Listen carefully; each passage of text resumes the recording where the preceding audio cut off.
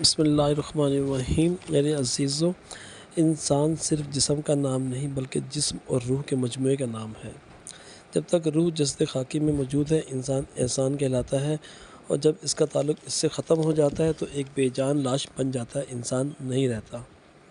میرے عزیزو، اسی پوشیدہ دنیا میں دل دھڑکتا ہے، اس میں خواہشیں جنم لیتی ہیں، اسی میں امنگیں اور آرزوئیں پروان چڑھتی ہیں، اسی میں سرور اور غم، نفرت اور محبت، اثار اور بغض جیسے جذبات پرورش پاتے ہیں۔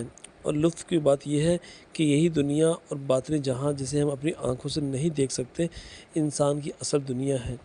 جب تک اس دنیا کا نظام چلتا رہتا ہے، انسان زندہ رہتا ہے اور اسے معاشرے میں تمام انسانی حقوق حاصل ہوتے ہیں۔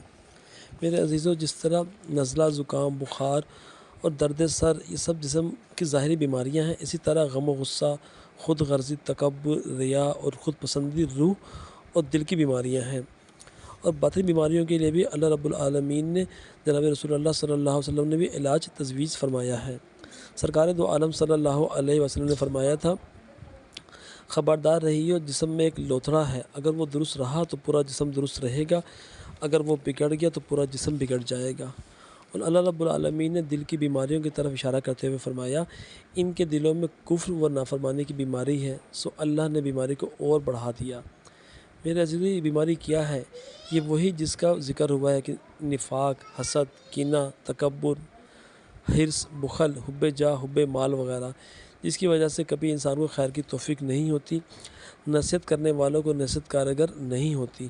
ایسے لوگوں کو ڈرانا نہ ڈرانا دونوں برابر ہیں۔ جب دل کی بیماریاں اس حد تک پہنچ جائیں تو انسان حق کا انکار کرنے لگتا ہے، نصیحت کرنے والوں کو اپنا دشمن تصور کرتا ہے، تو اللہ رب العالمین ایسے لوگوں کے دلوں پر اور کانوں پر مہر لگا دیتے ہیں اور ان کی آنکھوں پر پردہ پڑ جاتا ہے، جس کی وجہ سے نہ تو وہ حق بات کو سنتے ہیں، نہ اس میں غور و فکر کرتے ہیں اور نہ ہی اس کو دیکھنے کی کوشش کرتے ہیں۔ تو ایسے ہی لوگوں کے لیے دردناک عذاب ہے۔ تو میرے عزیزو، اللہ رب العالمین نے قرآن پاک میں ہمیں اس کا مکمل علاج بتا دیا ہے۔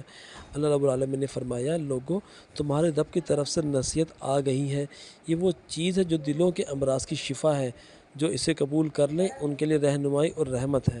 اے نبی صلی اللہ علیہ وآلہ وسلم، کہو کہ یہ اللہ کا فضل اور اس کی مہربانی ہے کہ یہ چیز اس نے بھیجی ہے، اس پر تو لوگوں کو خوشی منانی چاہیے، یہ سب ان چیزوں سے بہتر ہے جنہیں لوگ سمیٹ رہے ہیں۔ سورۃ یونس۔